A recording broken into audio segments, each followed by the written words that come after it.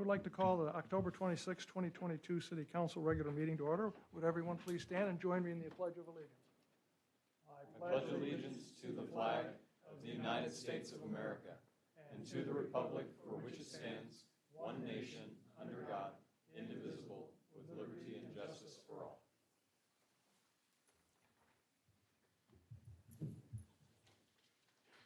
Will the Deputy Clerk please call the roll? Councilmember Hutchings. Here.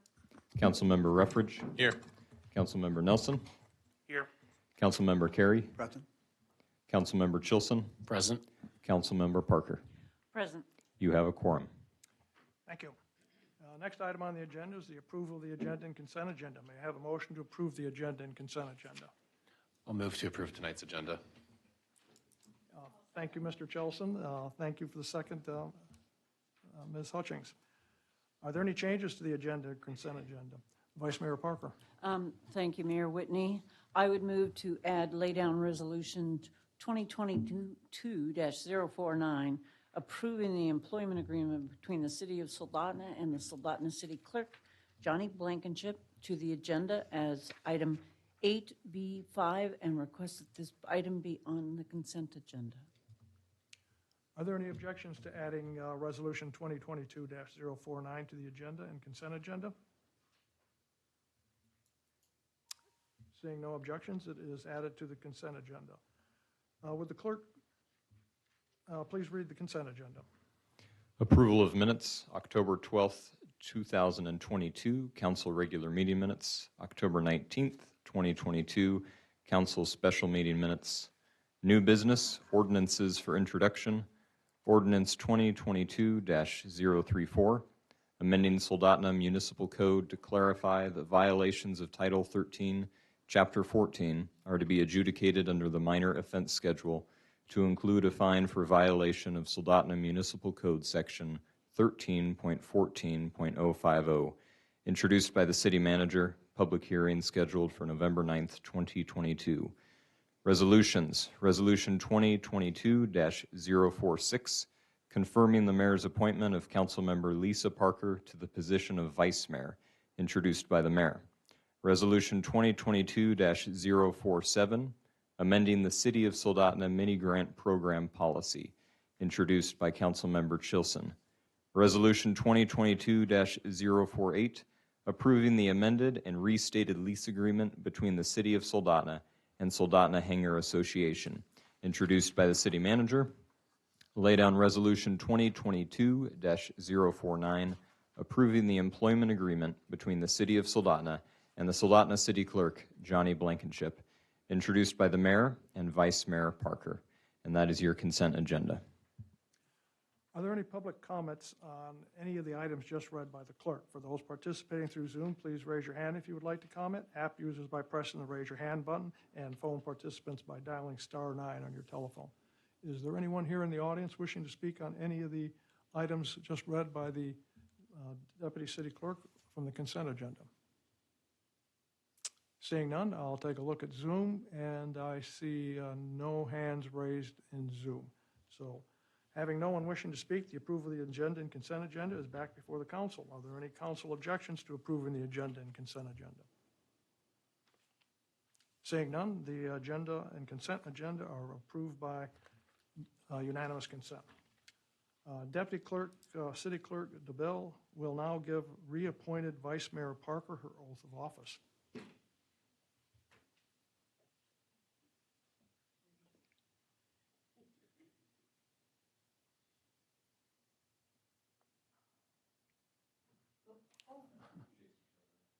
Please raise your right hand.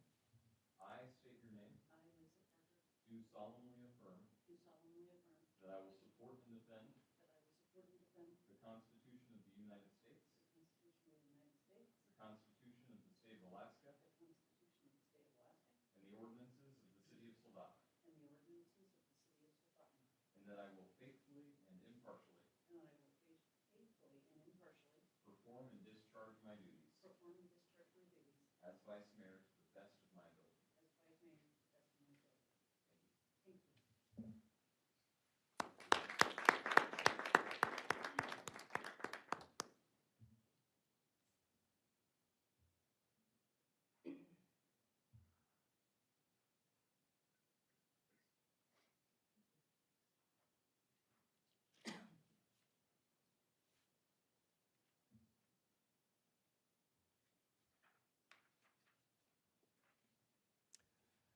At this time, I will present the proclamation recognizing November as Family Caregiver Month to Cindy Harris, Alaska Ambassador of the Alzheimer's Association, and Kim Cross, Alzheimer's Association Advocate.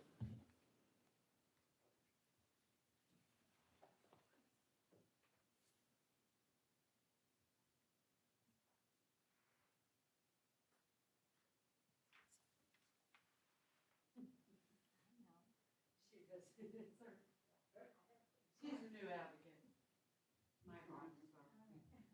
Whereas Alzheimer's disease, the most common form of dementia, is a progressive and degenerative brain disorder that causes memory loss and affects self-care decision-making and behavior.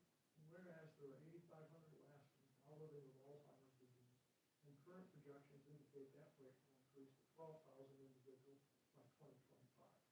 Whereas there are currently 33,000 unpaid caregivers providing $21 million of support to their loved ones with Alzheimer's disease each year, valued at $406 million annually. And whereas dementia is the leading cause of death in Alaska and the only leading cause of death in the country with no known treatment to prevent, cure, or even delay the onset or slow progression of disease. And whereas with early detection and diagnosis, individuals and families can gain access to medication and support services which promote quality of life, fully participate in planning for the future, and enroll in critical research trials.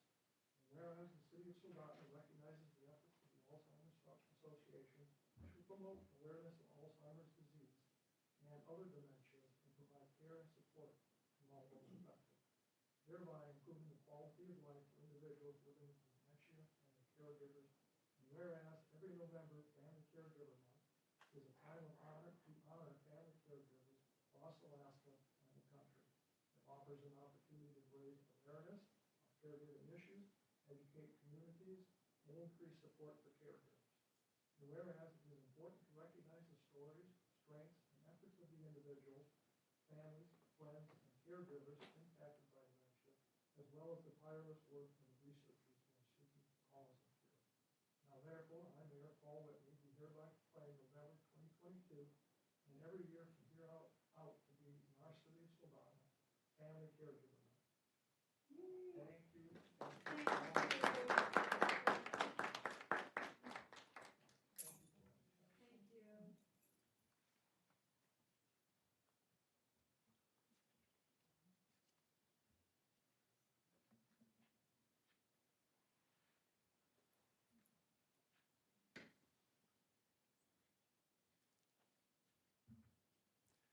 Moving on to the next item on the agenda is number 4, public comments and presentations.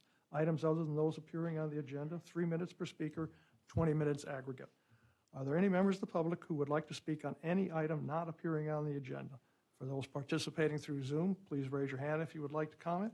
App users by pressing the raise your hand button, and phone participants by dialing *9 on your telephone.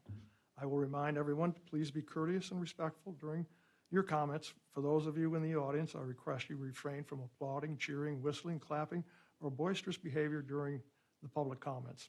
Please be respectful of the views of the speaker, even if you do not agree with them.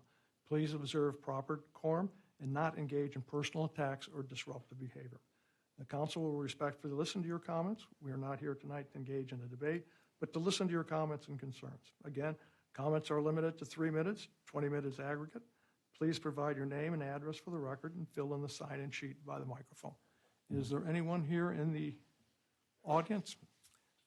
Please come forward and state your name and address for the record, and please include it on the form there. Okay. Good evening. Good David evening. Nussbaum, 1813 Elliott Drive.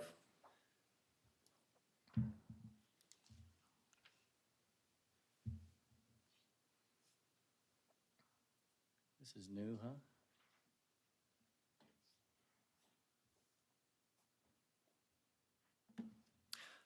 So I just wanted to give you guys a quick update that we are almost ready to submit a small addition to the city's terms of use agreement. We expect to have that submitted before next city council meeting. It's almost finished, and we'll have that here soon. So, thank you. Thank you.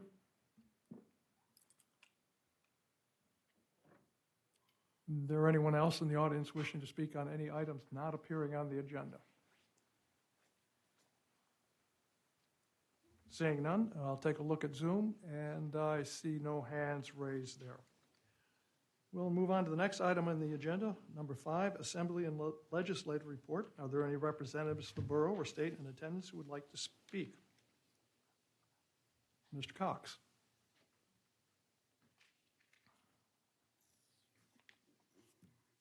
Thank you. Tyson Cox, Assembly Member, District 4, Soldotna. What I was coming in is to give a little update again on where we're at with our borough special election. Our special election will be now on February 14th, so please take your special one to go vote. And then that would be certified at our next meeting, which would be the 28th. And on the 21st, I'm sorry. It would be certified on the 21st. And then if there is to be a runoff, that would be on May 7th, or March 7th, I'm sorry. Good thing I have the clerk behind me. So on March 7th, and so then we would then certify that at the next meeting after that. I have had a few questions, so I want to make it very clear. It is not going to be a mail-in ballot. You can do regular absentee mail-in ballots, which would be typical to any other election that we've had. You can start signing up for those January 1. And then the other question that I've had is there was some discussion about whether or not there would be special terms to not have a runoff, so to use the state's percentage of winning an election, which would be 40%. Because it was discussed, there were some questions on whether or not that passed today. I had several calls. And just make it very clear that that is not the case. It is the typical rule that the borough has right now, which is 50% plus 1.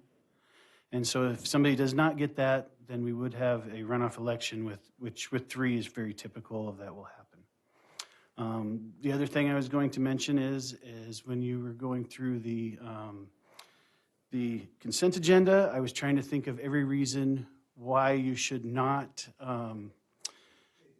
have Johnny come over to the city. And honestly, I could not think of any. The city is going to be in great hands. She's going to be missed over at the borough greatly, and especially with us at the Assembly. Hopefully you will find her to be as much of a resource as I have, and use that resource to your advantage. So I appreciate that. Any questions from the council? Go ahead, Vice Mayor Polka. You had election of officers last night, is that correct? Yes, Brent Johnson is the president, and I am actually the vice president for this year. And committees? Committees are then decided by the president. I had a call today. Him and I spoke about it a little bit, but he will be making those appointments before our next meeting, so they have not been decided yet. Congratulations on your election. Thank you. Any other questions for Mr. Cox? And there again, I congratulate you on your recent reelection. Appreciate that. Thank you very much. And I will probably be leaving here in a little bit because I still have a bunch of snow to work on moving, as a lot of people probably have been doing today. So hopefully everybody stays safe. But thank you. Well, you start at 9 o'clock in the morning, and you could have it done by now. Yeah, I had a lot of places to go to. So. Thank you.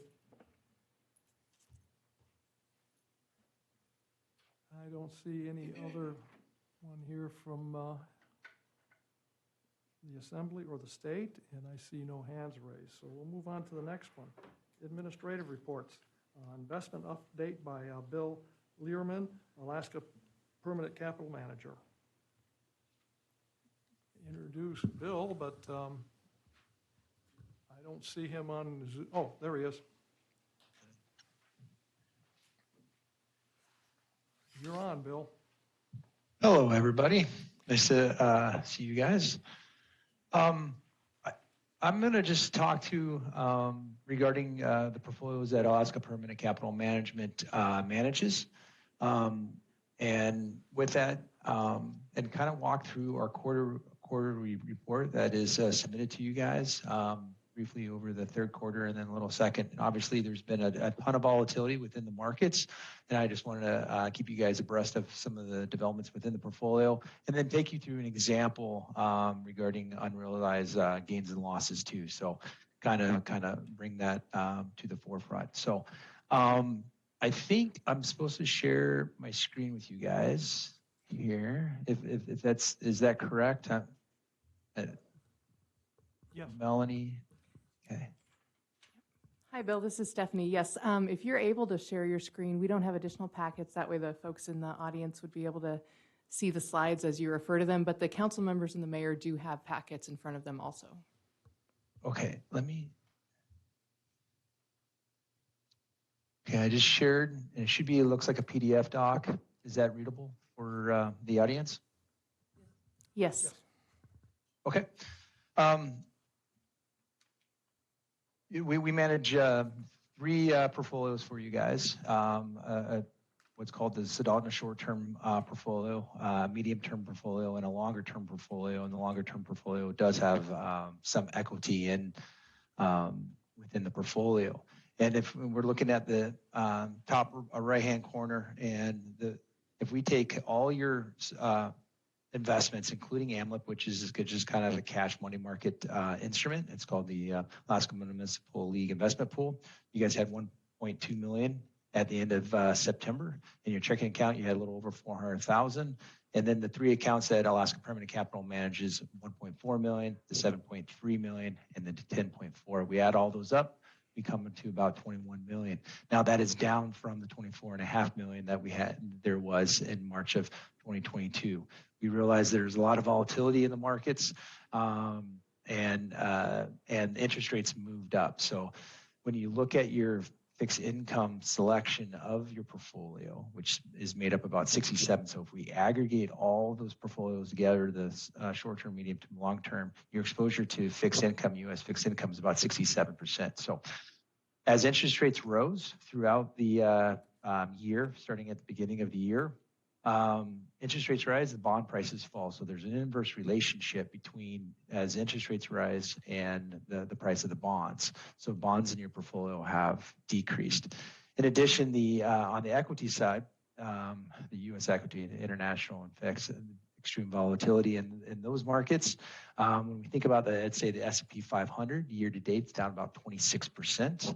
Most of that was done in the second quarter. S&P 500 was down about 16% just in the second quarter, and the third quarter was down about 5%. And if we think about the international equity that is held in the third quarter, it was down 9.36% for the third quarter. When we think about year to date, calendar year to date, that's minus 27%. So a lot of volatility that has a lot to do with energy markets, the Federal Reserve, and the conflict in Ukraine driving those markets.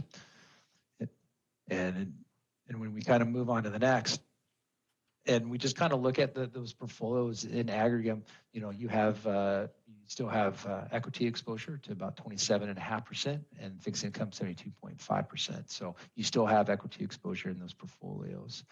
And if we look at the top right, there hasn't been a withdrawal from the portfolio in quite some time, since I believe in 2019, late 2019 was the last time there was a draw. And that's kind of up here on the upper right hand. So there's plenty of liquidity in the portfolio, even though there hasn't been a withdrawal.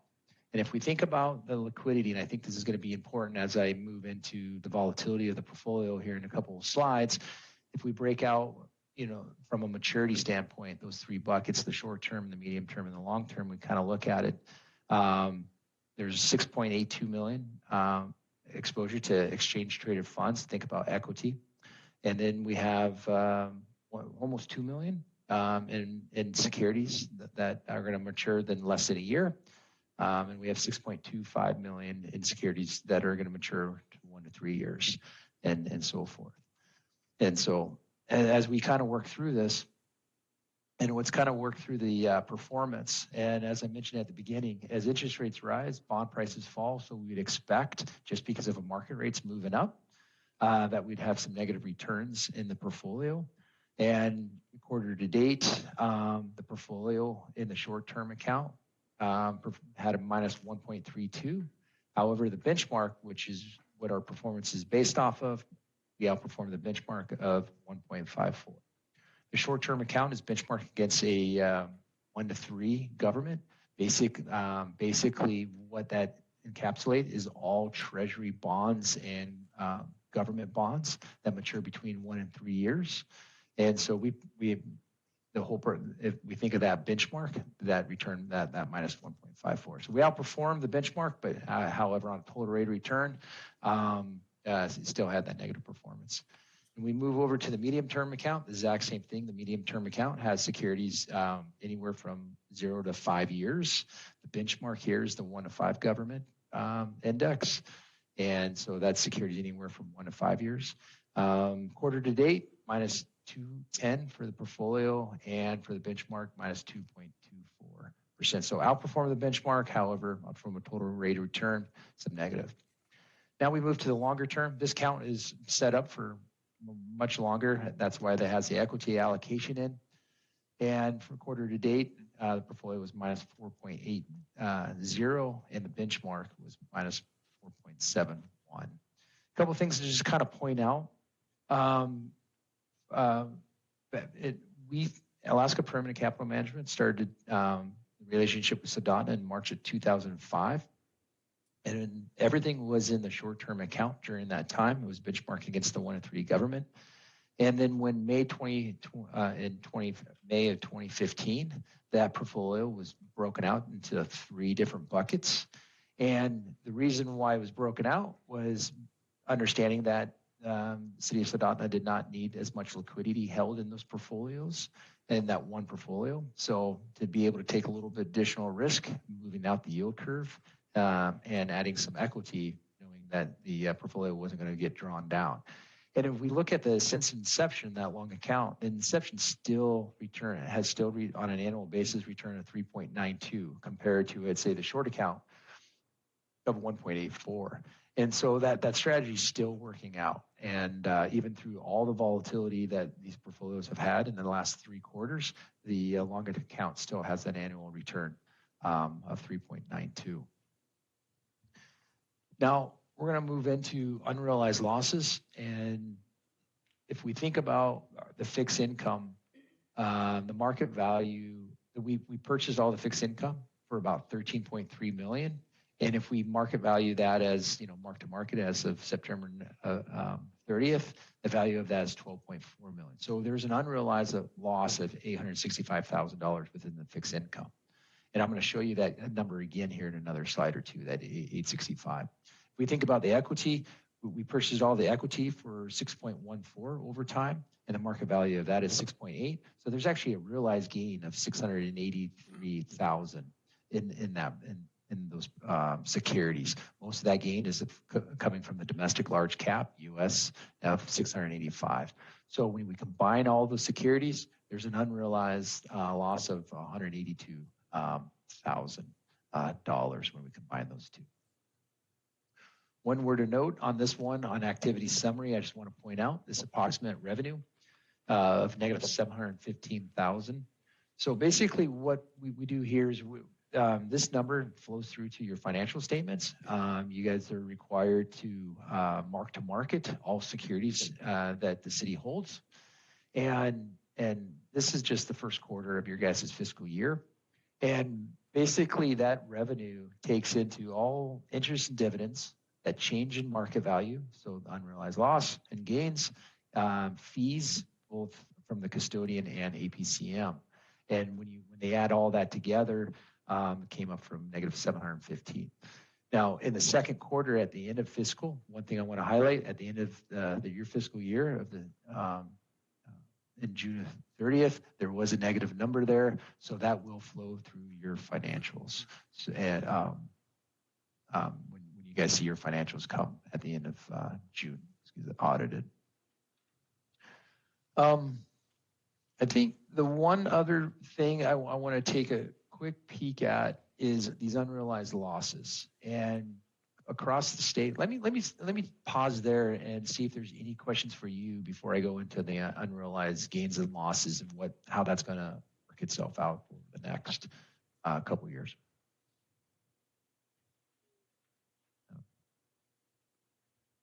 Don't see any. Okay, thank you, Mayor.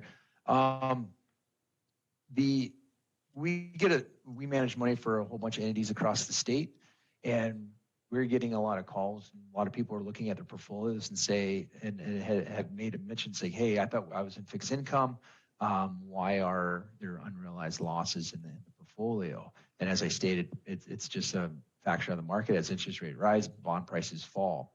And we're coming off of historical lows, where the 2-year at the beginning of the year was 74 basis points, and at the end of September it was 4.28. So if we think about just the 2-year component, which a lot of these securities are tied to, it's raised 350 basis points for year to date. So as interest rates rise, we have this unrealized loss, and that flows through to your financial statements because it's mark to market, but it's actually not a realized loss. And so what I did here was I just wanted to take a step back and look at the big picture, and let's just look at that fixed income and that negative $865,000 unrealized loss that was in the portfolios. And if we break that out, there's 326 unrealized losses in the long term. Medium term has the most of minus 475,000, in the short term 64,000. However, if we allow those bonds to if we don't sell them and they mature at par, and I'm gonna go dive into that here in a second, show you an example of it. You would actually have a realized gain at the end of the day of 31,000 if we hold all those bonds to maturity, because we bought a lot of these bonds at a discount. And same thing here with the equity, that's at 683,000 gain, and that just brings over. So if we sold all your equity right now, we would have a realized gain of 683,000. One thing to remember that to put on here is we also, as we're holding this, yes, the bond fluctuates in price, but we're still getting a coupon, and we have an annual coupon income in your fixed income portfolios of about 185,000. That's coming in to offset some of those losses. So in the short term, yes, there's some pain of unrealized losses because interest rates moved up. However, because of interest rates moved up, we're able to reinvest as those bonds mature into higher rates. So that's going to be a positive outlook over the next 12 months.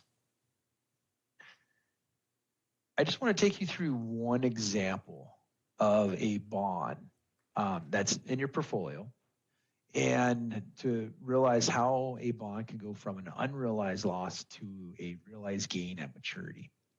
So on May 20th, 2021, I bought a 3-year bond, which had a face value of $625,000 of a U.S. Treasury that matures May 15th, 2024, at a price of 99.77. And at the time, it just yielded 33 basis points. We're at historical lows during that time. And when we do this in the column under purchase date of May 20th, we have that quantity. The market value was $623,560. Now let's move over to the middle column to what it was on September 30th, 2022. We know the yields went up, and the yield on that bond went from 33 basis points to a 4.32. And the price of that bond was 93.68. So when we take that 93.68, we multiply it by our face value quantity of 625,000, we come up with a market value of 585,500. So we take that from our purchase price, and there's a unrealized loss of $38,000 for that security. If we hold that for another year and a half, and it matures on May 15th, 2024, and we know we're going to get a par back, which is 100 cents on the dollar. We have our quantity is 625. So that's a market value of 625,000.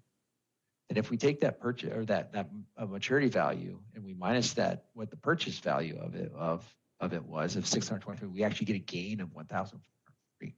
So during the last 18 months or so of this security, we're going to go from an unrealized loss of 38,000 to a realized gain of 1,440. So yes, and I give you this example and just in a way to show, yes, there's unrealized losses in your portfolio, But as we hold these things to maturity and they mature they mature, they're amortized back to par, and then there'll be a positive realized gain within your portfolios. I'll stop there with my comments, but my main point that I wanted to come across is to say hello, first of all, but also show that, hey, there are some unrealized losses due to the volatility in the markets, but as we hold these securities, we're expecting to realize some gains down the road. Any questions from the council?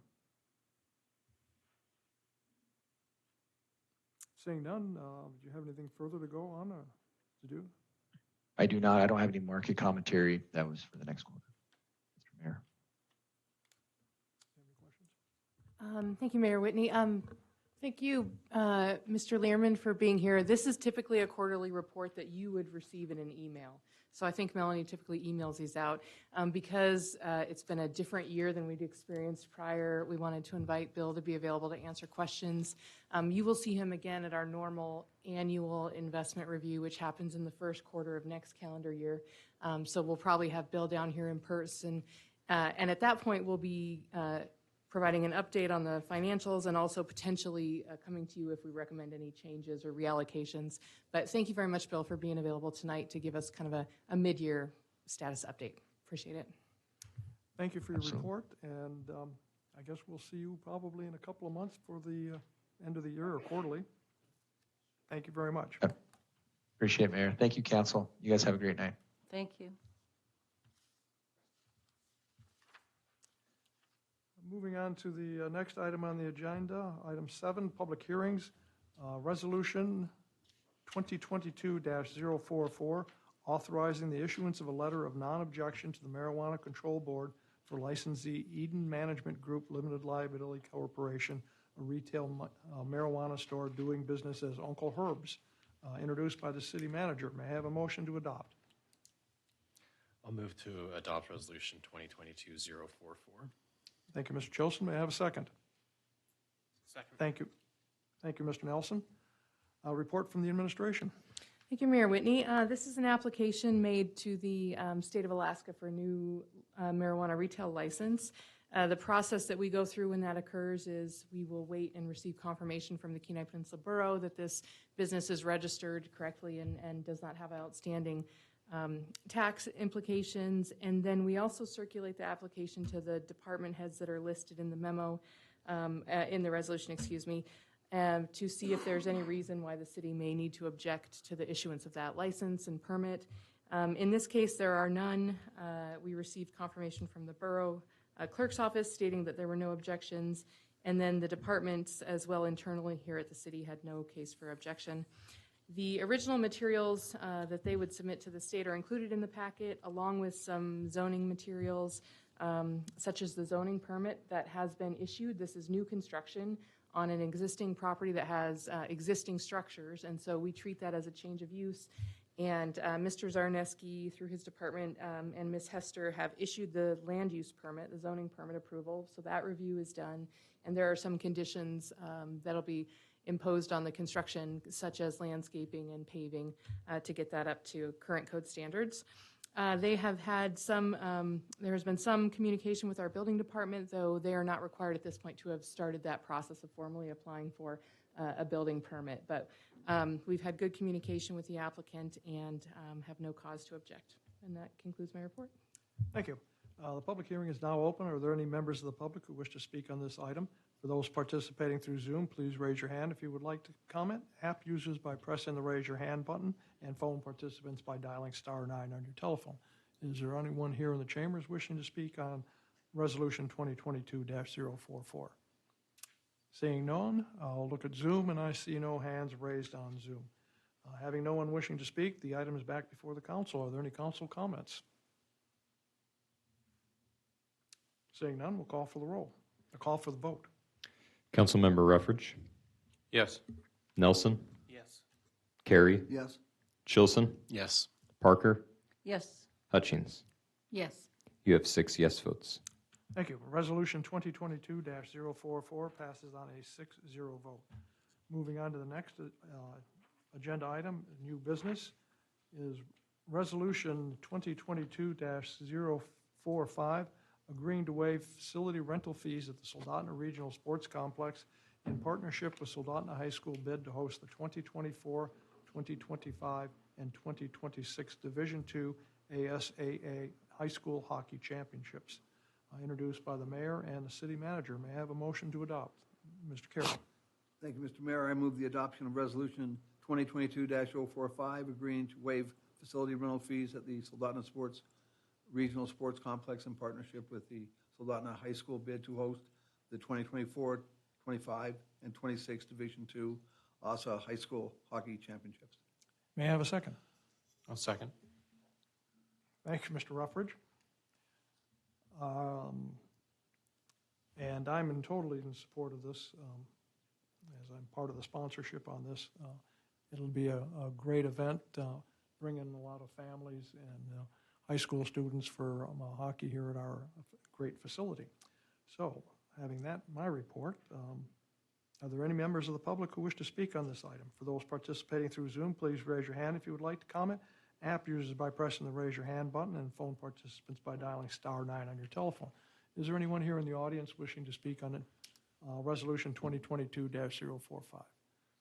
Seeing none, looking at Zoom, I see no hands raised. So this is back before the council. Are there any council comments? Mr. Carey. Thank you, Mr. Mayor. This is another example of why we very much supported the idea of the field house, in that by having good facilities and being open to use, it brings in for all the business community within our area as well as much wider, again, a good return.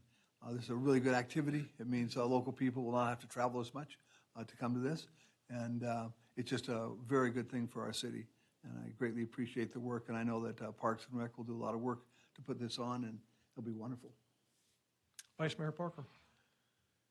I would echo Councilmember Carey's comments. You know, having 5 teams from outside of the Kenai Peninsula coming here, filling the hotel rooms, eating at the restaurants, seeing all the great things that we have to offer here is a wonderful opportunity. And friends of mine who have friends from Anchorage who have kids that play hockey, they love coming here and see the sports complex and the facilities that we have are excellent. So highly supportive, and I hope that we are successful in our bid.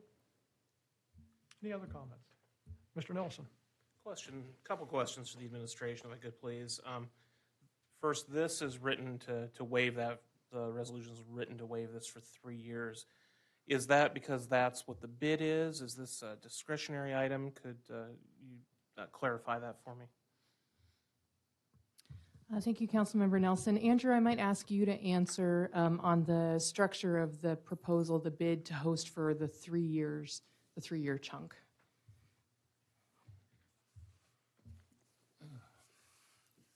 The structure to bid, traditionally, years ago, they did it in 2-year increments, but most organizations are now trying to get economy of scale by having it the same location. For instance, conferences are at 2 places a year. We just held the Alaska Recreation Park Association, and they went to a 2-year model, so you get the first one to get it dialed in and go from there. The waiving of the fees was one of the key factors when we were able to attract the bid back in 98, 99, I believe it was. I talked to Dan because that was the first time I ever met Dan. He was doing the tech and broadcast, the TV and everything else, web model out of Soldotna in 1998. It was big time. So, and now he's on the council, so I'm feeling really old. But it's kind of, as far as like that, so, you know, what we found at that time, obviously costs have gone up. It was a $3,000 worth of ice filled every hotel for 3 or 4 days. At that time, the Anchorage teams were in the divisions. They've changed that up a little bit, but we still have the hometown kids being able to stay here instead of playing at the Menard Center, instead of playing in Anchorage, or instead of playing in Fairbanks. We have the kids staying here, and then we fill the hotels in February. So it is a key factor, and, you know, because, you know, the schools and activity associations, everybody's strapped for budgeting in terms of that sort of thing. And I think the 3-year proposal was just economy of scale so that it runs smoothly. And I just want to clarify in the memo here. So we're talking about the 12 games over the course of 3 days, $6,000 in fees. Is that per year? Yes, Okay. yes. And I did not pose this question to administration before, so if you don't have the numbers, I certainly understand. But can you just give an idea of what costs the city incurs to do this? I mean, obviously, we have a couple staff members. We've got to run a sports center like we usually do, but can you provide at least, what kind of staffing you use, or basically, I'm looking for what the city's investment is in this from a cost standpoint. And I don't need a specific number, but if you can just give an idea, I'd Well, you appreciate it. figure, for a high school game, we will staff the Zamboni driver +1. For a game like a tournament would here, we'd probably do the same during the day. Majority of the activities happen, and then it would probably, so you figure it at about $30 an hour per person. We know, obviously we don't make money, but you figure on a 2.5-hour game, it's about, it's about $350 to $400 per game plus utilities, in terms of those things plus utilities. Any other questions or comments from the council? Vice Mayor Parker.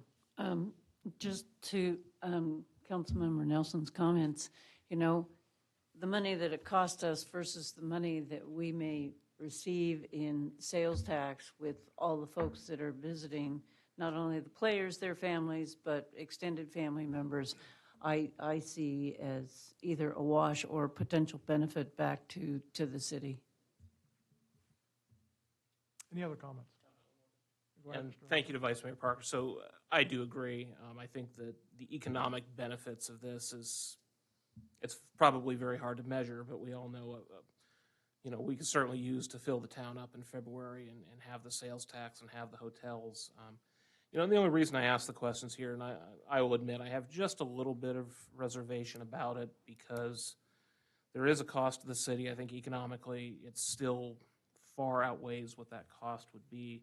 But I just think about these things as we waive fees. This is particularly for school activities, so I don't really know if we've done that here recently. I don't remember it. I don't know if there's generally any reciprocal things to it, but it's just enough to raise the question. So I'm going to support this, but it is just something I think is important to carefully look at when we're looking at these types of things. Mr. Carey. Thank you, Mr. Mayor. Excuse me.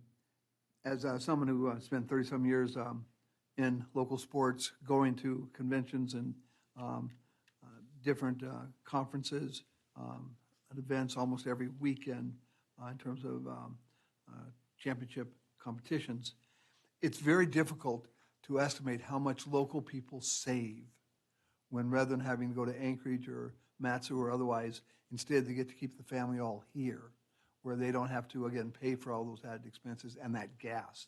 And so, again, in trying to determine how much is actually benefited for our local people, it is substantial.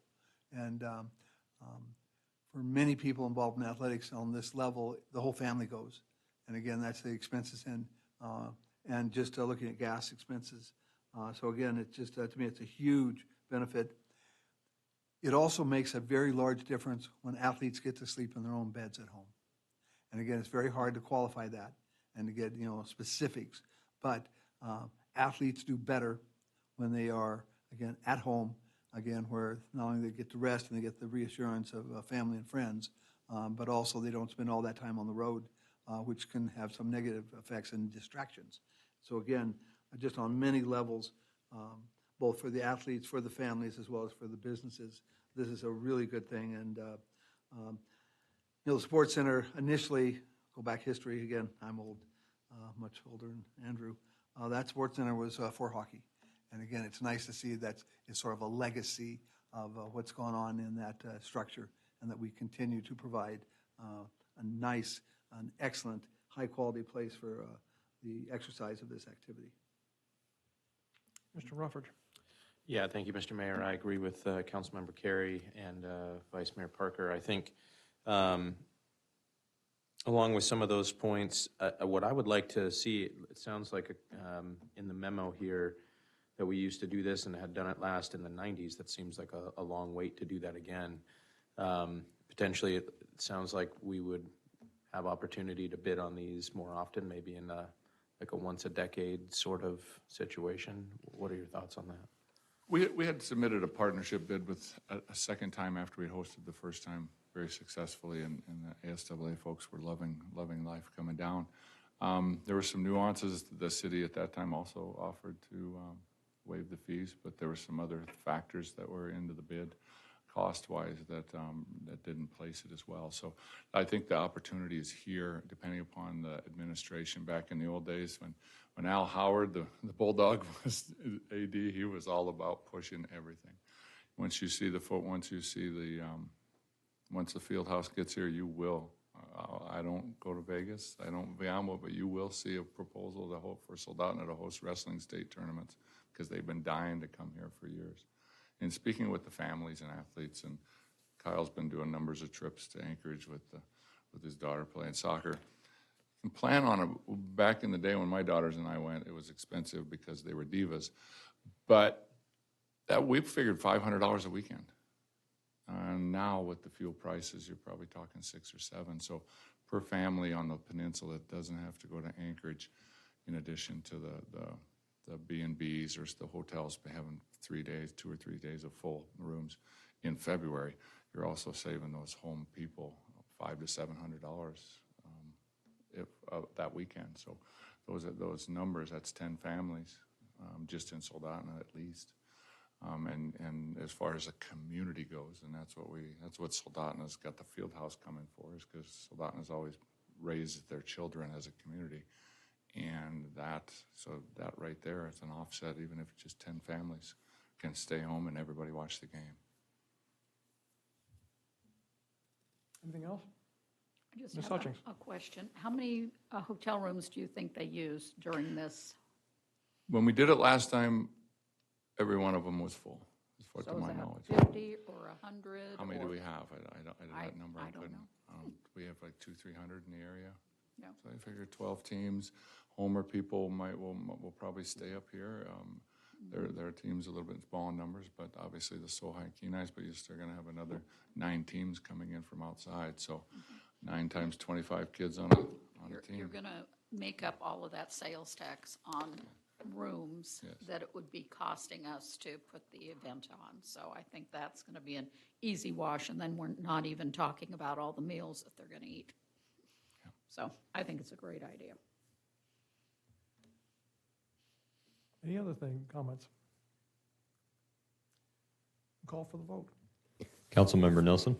Yes. Carey? Yes. Chilson? Yes. Parker? Yes. Hutchings? Ruffridge? Yes. You have 6 yes votes. Resolution 2022-045 passes on a 6-0 vote. Moving on to the next agenda item will be number 9, Mayor and Council reports. I have another proclamation to read here. I'll get this going. Okay. Whereas the United States is a beacon of hope, freedom, and opportunity to people around the world, and whereas the soldiers, sailors, airmen, Marines, and Coast Guardsmen who fight to defend our liberty embody courage, patriotism, and loyalty, and whereas throughout our nation's history, our military men and women have boldly answered the call of duty to defend our nation's independence and precious liberties, risking life and limb for their fellow Americans. And whereas Americans have remained at the vanguard in defending freedom around the world, and our service members, veterans, and their families continue to spearhead this noble undertaking. And whereas Americans' military men and women and their families are vital to the security and prosperity of our nation, we have a responsibility to protect and serve those who have made countless sacrifices for love of our country. As President Lincoln once said, honor to the soldier and sailor everywhere who bravely bears his country's cause. Honor also to the citizens who cares for his brother in the field and services as best he can, the same cause. And whereas we recognize the integral role of our military family members play in supporting our armed forces and contributing to their mission, while our men and women are serving at home or overseas, it is our duty to provide their families with the resources they need to thrive in our communities. And whereas each warrior who fights for our nation, along with their families, has earned our eternal gratitude, I ask the citizens of Soldotna to thank and support those brave heroes and their families. Now, therefore, I, Paul J. Whitney, Mayor of the City of Soldotna, do hereby proclaim November 22nd, November 2022 Veterans and Military Families Month in the city of Soldotna and honor and express deep appreciation for those brave men and women and their families. I encourage everyone to acknowledge and honor the service, sacrifices, and contributions of veterans and military families for what they have done, for what they do, and every day to support our great nation. To add to that, November 11th is Veterans Day, and veterans have contributed a great deal to our country. They have served everywhere in this world, and their families have stayed home and had to live through the ordeal of their spouses being overseas and being possibly in a combat situation.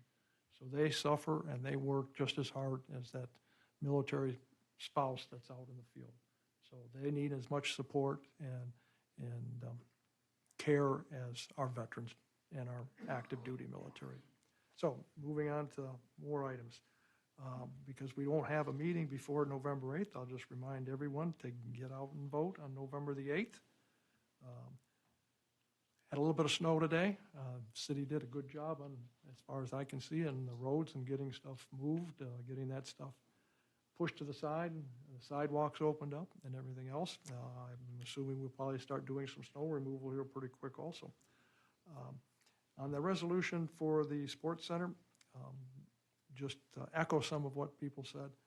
I spent many years driving teenage boys to Anchorage or the Valley for hockey games. And I can guarantee you after a while, as a parent, you kind of get tired of doing that. And even as a grandparent, we're still doing it. And it's not inexpensive to feed a bunch of athletes, especially teenagers. They'll each out of house and home.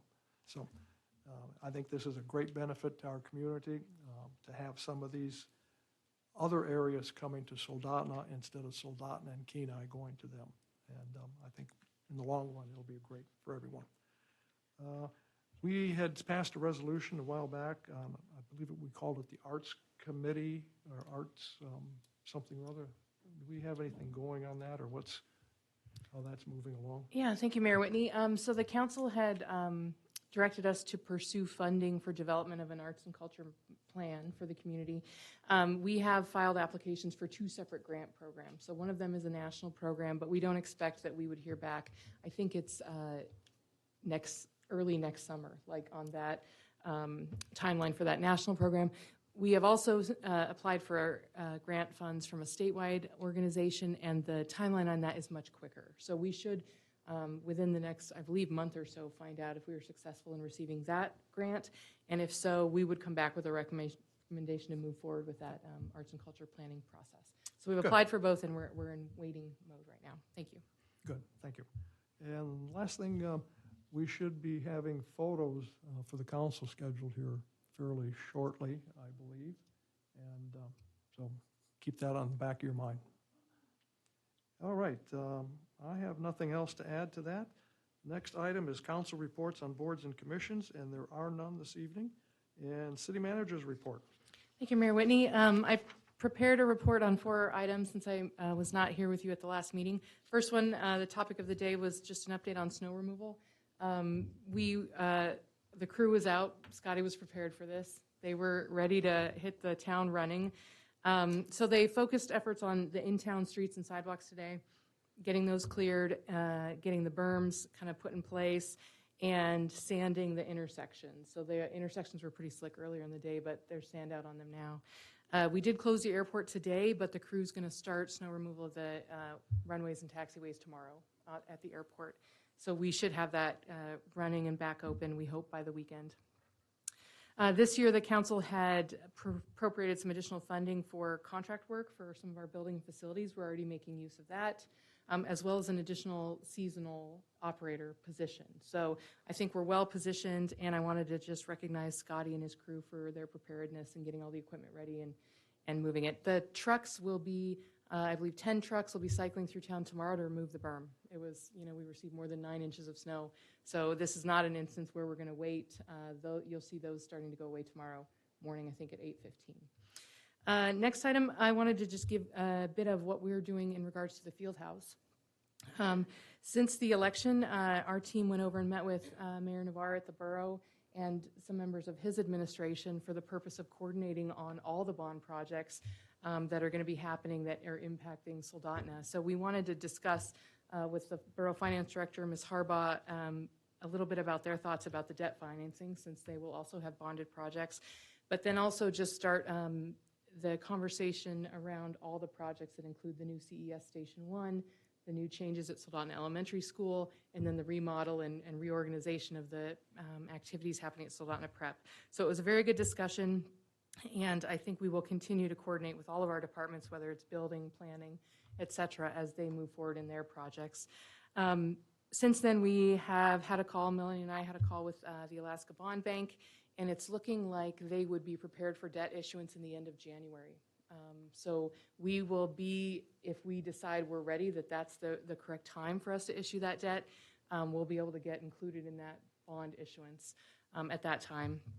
We've got a call scheduled next week with our bond counsel. This is the attorney that focuses on these issues that was recommended to us by Brooks. He's actually down in Seattle, excuse me, with the law firm Foster Garvey. But we are going to speak with him next week about strategy in terms of timing, in terms of how that debt might be structured. So we're continuing to work on that, as well as pursuing the other pieces of the funding strategy that we discussed kind of conceptually, and those included pursuing corporate grants that are available. We've done some research into some of those opportunities. We'll be making follow-up calls. And one idea that was brought, a couple people have asked about private giving. That's an area where we don't have as much experience in terms of putting together a capital campaign, but there has been some interest, I know, from individuals and or maybe corporate entities that want to contribute towards this project, and we're going to reach out and get some more information. I think the Foraker Group has a lot of good resources. We're going to try and get a call with them so they can advise on how something like that might be structured. That concept we would bring back to the council to see if that's something that you're wanting to be a piece of this project. So we're learning about donor recognition, that kind of thing, but we're going to lean on the experts and come back to you with some ideas. The third thing, the Parks Board, I had asked them to schedule a work session in December to start the conversation about the park reservation policy update. So they've got a meeting next Thursday, and one of the items on their agenda will be setting that date.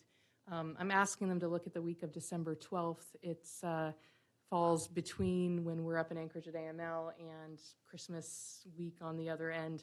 But as soon as they pin down that date that works with their schedule, we'll share that with you and the public so that folks can plan on that meeting.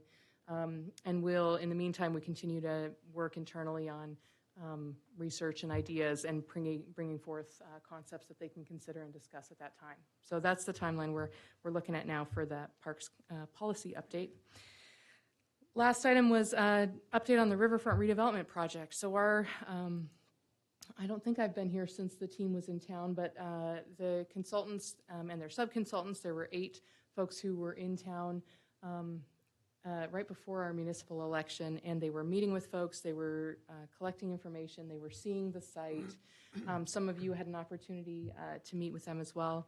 The work continues very much in earnest behind the scenes. So we meet with that team every 2 weeks. They're right now collecting data, doing additional one-on-one interviews, putting together the structure of a technical advisory group that's going to advise them. But they will be back in town for really the first very public engagement, and they're looking at January 11th. So January 11th, they're going to be on the calendar with a chamber luncheon presentation. That's also a city council night, so we will have them here. We'll invite them here to do a presentation to the council. And then the following day, on January 12th, we've reserved the Sports Center conference rooms for the big public engagement meeting. So we're excited to plan for that. We're working on a project website where documents and announcements can live. We'll be putting that together, but we're obviously very excited about that project and inviting more of the public into that process at that time. Last thing I would just say, welcome to Miss Blankenship. I don't get formally involved in this process, but I can tell you I've known Johnny probably the whole time I've worked at the city, and I have a tremendous amount of professional respect for her. So thank you, Johnny, and welcome, and good job, council. Thank you. Any questions for the city manager? Vice Mayor Parker?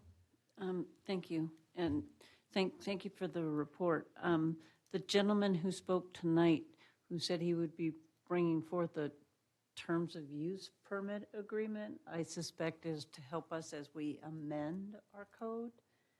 Would that be something that we would give to the Parks Group so they can use that in their deliberations? Thank you, Councilwoman Parker. This was the first I've heard of it, but I'm happy to receive formal comments. It sounds like they might have done a fair amount of work, and we'll be happy to review that and consider that as we also bring forth recommendations moving forward. And then if that's an item that they want to be kind of formally submitted into the record of the Parks Board when we get to that point, we'd be happy to facilitate that as well. Any other questions? Seeing none, we'll move on to the next item on the agenda, which is public comments. Members of the public will have 3 minutes to comment. Is there anyone from the public who wishes to comment? For those participating through Zoom, please raise your hand if you would like to comment. App users by pressing the raise your hand button, and phone participants by dialing *9 on your telephone. Is there anyone here in the council chambers wishing to make any comments? Seeing none, we'll go to Zoom, and I see no hands raised on Zoom. Move on to the next item on the agenda, agenda item 12, council comments. Ms. Hutchings. Well, I would just like to welcome Johnny. I think this is just going to be a great fit for the city of Soldotna. And so thanks for accepting our offer. And I want to just give a thumbs up to the crew doing the roads. I mean, believe me, I know this morning when I came down the hill, David had already plowed our hill and the subdivision wasn't plowed, but by the time I went somewhere this afternoon, it was all taken care of. So I was really pleased to see that. And the intersections were nicely sanded. So that's it. Thanks. Mr. Ruffridge. Thank you, and welcome to Ms. Blankenship. It'd be great to have you here, and actually shout out to our Deputy City Clerk for handling everything today. I thought you did a great job. So just a shout out to a fellow Justin. I feel like Justins need to stick together. Mr. Carey. Thank you, Mr. Mayor. 250 years ago, approximately, people in writing spoke of the very unique concept that the people should hold power, not simply the wealthy or the military. And they came up with, again, the Declaration of Independence and the Constitution, trying to make that a living document and trying to teach that we all have an obligation to be informed. We all have an obligation to participate as fully as we can and to be knowledgeable and to contribute, to add to the process.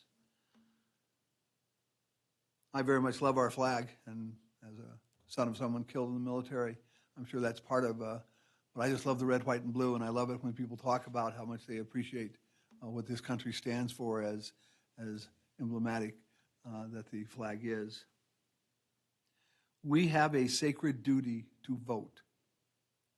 And if any individual believes they have a right to have an opinion, they have an obligation as a citizen of this country to be sure that they exercise their values, their beliefs, their choices. I could say that I don't care how people vote, and I can say that, I kind of do, but more importantly, absolutely, everyone needs to get out and vote. I hear very much, and having taught government kind of forever, people right now are saying so much in terms of what can we do to bring our country together. We start by lining up together to get in line to vote. And again, I hope everyone in our community will vote. And again, that when the votes are all counted, again, that we support, and that's another part of the concept. We support whoever wins. And as a coach, I know sometimes that's tough because you want to win every single time. And I'm always for my own team. I think they're the best, always. But please, everyone, do your sacred duty, your patriotic duty, and be sure that you vote. Absentee voting is already open and available, and it's critically important that we vote. Thank you. Mr. Nelson. So I'll echo what others have said. It was a very, very long process for hiring a city clerk. I'm glad that it is complete, so I definitely want to recognize our deputy city clerk here today, as well as our interim city clerk, Breck, who I know isn't here today, but has really gotten us through a long time. And Ms. Blankenship, welcome. It's been great to work with you again, and I'm glad you're here. Thanks. Mr. Chilson. Thank you, and I will continue to echo a welcome, Johnny, as you step into the role of our city clerk. We are very fortunate to have you in that capacity for the city. You'll do very well for us, and just thank you for coming. Additionally, I'd like to also reiterate gratitude for the roads crew and their clearing of the snow today. It was probably the heaviest first snowfall I've seen in any time I can remember. And I know we had some trouble last year with keeping the roads cleared in a timely manner, and it's already looking much more promising this year. Very, very good opening of the snow season. So thank you to them. Vice Mayor Parker. Thank you, Mayor Whitney. And yes, thank you, Scotty, and the entire roads department for everything that you did today. When I was out walking in my neighborhood, Scotty was coming down the road, and we graded boundary for the borough. As Scotty was on his way, they hadn't graded it yet, so did that and came onto our street. And anyway, thanks you guys for getting in. Like Linda, I was out this morning, and when I finally got back home, I'm like, I hope when I go out again later, the roads are a little bit better condition than what they were at 10 o'clock this morning. Mrs. Blankenship, welcome to the city of Soldotna. We are very glad to have you, and we look forward to wonderful things. I'm glad that Melanie stayed around, because one of the things I wanted to ask for is